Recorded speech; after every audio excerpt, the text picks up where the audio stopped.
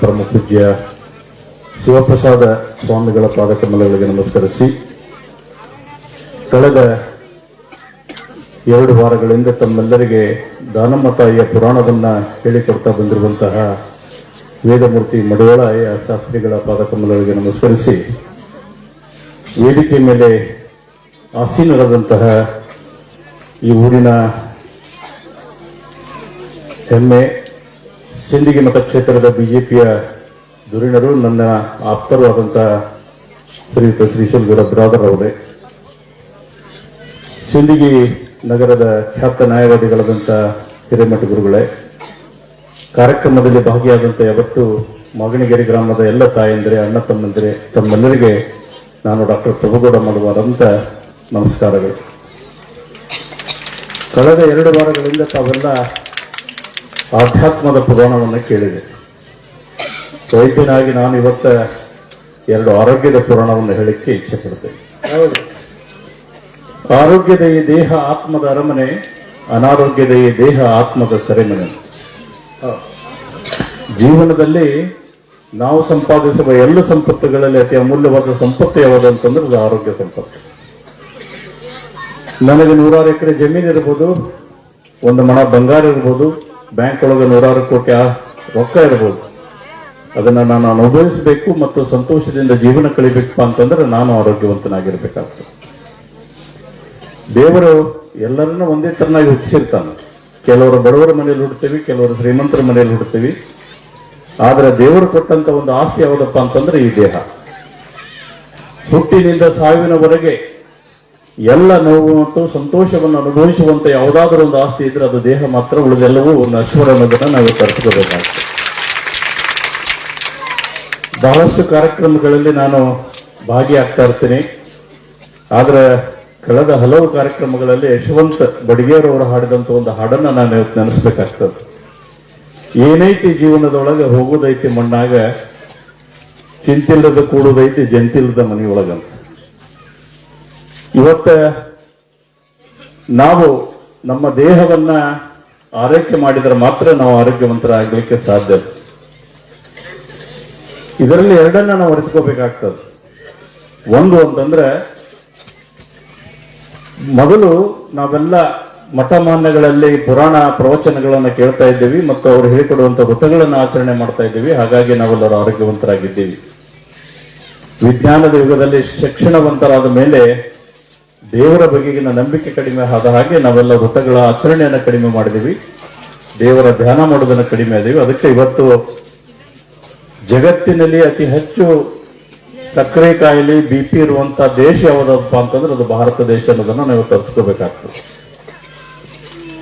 ಯಾವ ಹಳ್ಳಿಯಲ್ಲಿ ಪರಮ ಪೂಜ್ಯರ ಪೂಜೆ ಮಾಡ್ತಾರೆ, ಪರಮ ಪೂಜ್ಯರು ಹೇಳಿಕೊಡುವಂತಹ ವಿಧಾನಗಳನ್ನು ಅಳವಡಿಸಿಕೊಂಡು ಬದುಕ್ತಿದ್ದಾರೆ, ಅವರೆಲ್ಲರೂ ಆರೋಗ್ಯವಂತರಾಗಿದ್ದಾರೆ.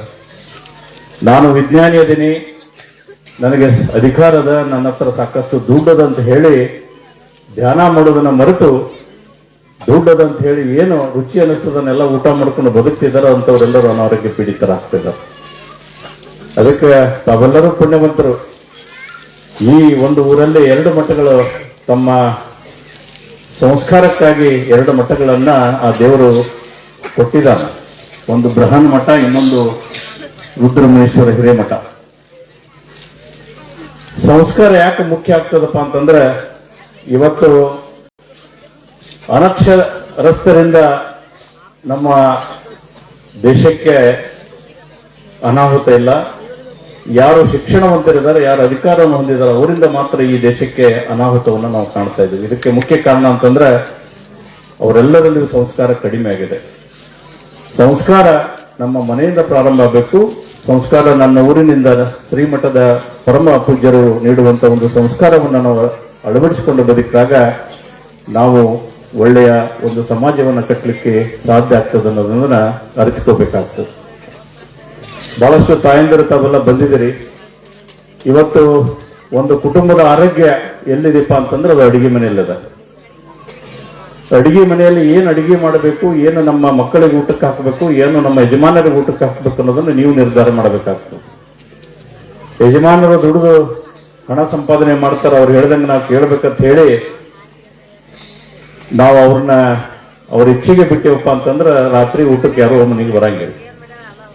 ಬಹಳಷ್ಟು ಜನ ಯುವಕರು ಇವತ್ತು ಏನ್ ಮಾಡ್ತಾ ಇದಾರೆ ಅಂತಂದ್ರೆ ಕಿಶದಲ್ಲಿ ಒಂದಷ್ಟು ದುಡ್ಡು ಜಾಸ್ತಿ ಆದಂಗೆ ಸಾಯಂಕಾಲ ಹೊರಗೆ ಹೊಂಟ್ರಂದ್ರೆ ನನಗೇನು ಊಟಕ್ಕೆ ಕಾಯ್ಬೇಡ್ರಿ, ನಾ ಊಟಕ್ಕೆ ಬರಂಗಿಲ್ಲ, ರಾತ್ರಿ ಲೇಟಾಗಿ ಬರ್ತೀನಿ ಅಂತ ಹೇಳಿ ಹೊರಟು ಬಿಡ್ತಾರೆ.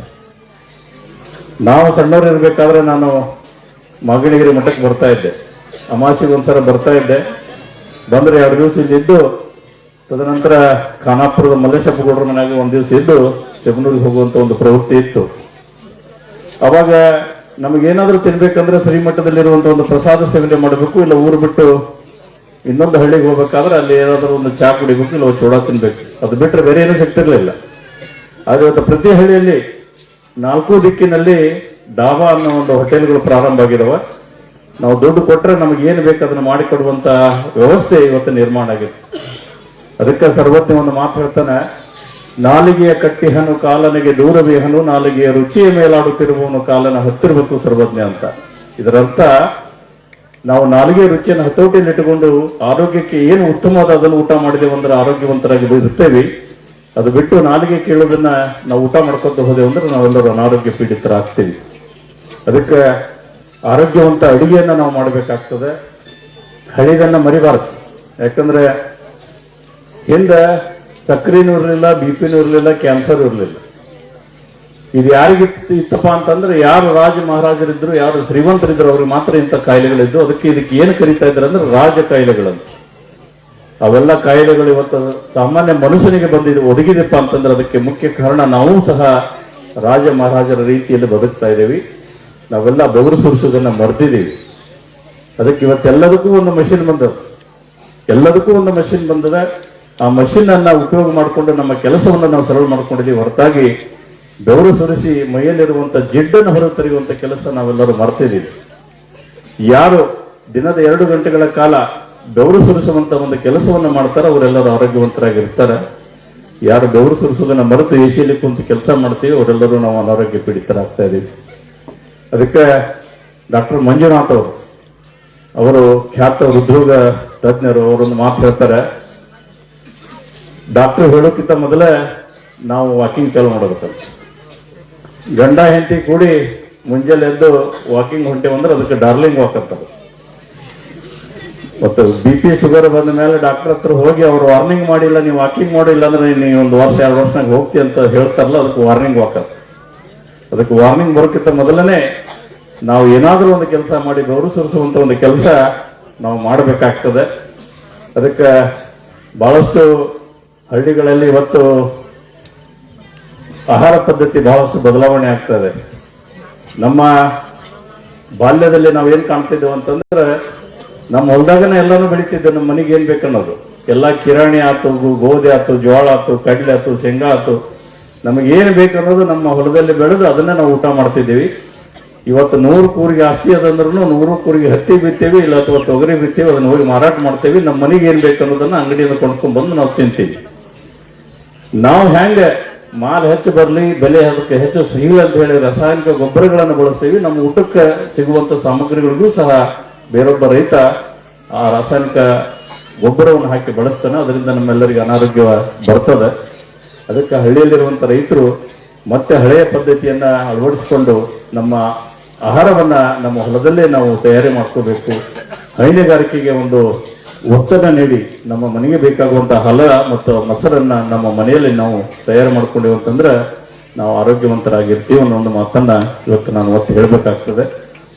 ಮತ್ತು ಆಹಾರದಲ್ಲಿ ಏನು ಬದಲಾವಣೆ ಆಗೈತಿ ಮತ್ತು ಮುಂದೆ ನಾವು ಎಲ್ಲಿ ಹೊಂಟೇವೆ ಅನ್ನೋದನ್ನ ಒಂದು ಸಣ್ಣ ಕವಿ ಒಂದು ಕವನದಲ್ಲಿ ಹೇಳ್ತಾನೆ. ಇದನ್ನ ಎಲ್ಲಾ ಕಡೆ ನಾ ಹೇಳ್ತಿರ್ತೀನಿ. ಅದಕ್ಕೆ ಇಲ್ಲಿ ಅದನ್ನ ಹೇಳಿ ನನ್ನ ಮಾತನ್ನ ಮುಗಿಸ್ಬೇಕಂತ ಹೇಳಿ, ನಮ್ಮ ಅಜ್ಜಿ ಮಾಡುತ್ತಿದ್ದಳು ರಾಗಿ ಮುದ್ದಿಯ ಚೆಂಡು, ಅದನ್ನುಂಡು ನಮ್ಮ ಅಜ್ಜನಾಗಿದ್ದ ಕಬ್ಬಿಣದ ಗುಂಡು. ನಮ್ಮವ್ವ ಮಾಡುತ್ತಿದ್ದಳು ಬಿಸಿ ಜೋಳದ ರೊಟ್ಟಿ, ಅದನ್ನುಂಡು ನಮ್ಮಪ್ಪನಾಗಿದ್ದ ಜಗಜಟ್ಟಿ ಅಂತ. ಆದರೆ ನನ್ನವಳು ಮಾಡುತ್ತಿದ್ದಾಳೆ ಇಡ್ಲಿ ವಡ, ಅದನ್ನುಂಡು ನಾವಾಗಿದ್ದೇವೆ ಖಾಲಿ ಪ್ಲಾಸ್ಟಿಕ್ ಕೊಡ. ಅದಕ್ಕೆ ಸರ್ಕಾರ ಪ್ರತಿ ಮನೆಗೆ ಪ್ರತಿಯೊಬ್ಬರಿಗೆ 10 ಕೆಜಿ ಅಕ್ಕಿ ಕೊಡಕತ್ತದ ಅನ್ನಭಾಗ್ಯದ ರೂಪದಲ್ಲಿ. ಅಕ್ಕಿ ಅಡಿಗೆ ಮಾಡೋದು ಬಹಳ ಸರಳ ಅದ. ಮುಂಜಾನೆ ಅಂದ್ಕೊಳ್ಳಿ ಚಿತ್ರಾನ್ನ, ಮಧ್ಯಾಹ್ನ ಅಂದ್ಕೊಳ್ಳಿ ಮಸಾಲೆ ಅನ್ನ, ರಾತ್ರಿ ಅಂದ್ಕೊಳ್ಳಿ ಮೊಸರನ್ನ ಅಂತ ಹೇಳಿ ಬರೀ ಅನ್ನ ತಿನ್ಕೊಂತ ಹೋದೆವು ಅಂತಂದ್ರೆ ನಾವೆಲ್ಲರೂ ಅನಾರೋಗ್ಯ ಪೀಡಿತರಾಗ್ತೀವಿ. ಅದಕ್ಕೆ ಮೊದಲು ಏನಿತ್ತು ರೊಟ್ಟಿ, ಅದು ಬಹಳ ಗಟ್ಟಿ, ಜೋಳದ ರೊಟ್ಟಿಯನ್ನು ಊಟ ಮಾಡಬೇಕು.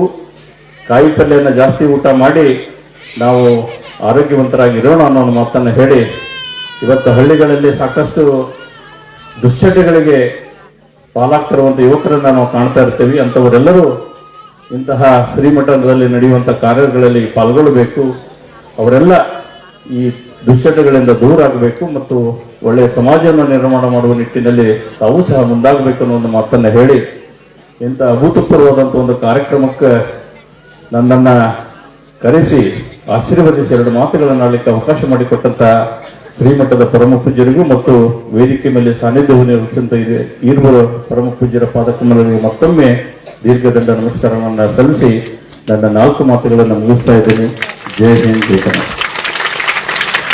ಕಾರ್ಯಕ್ರಮದ ನೇತೃತ್ವವನ್ನು ವಹಿಸಿ ಆರೋಗ್ಯವೇ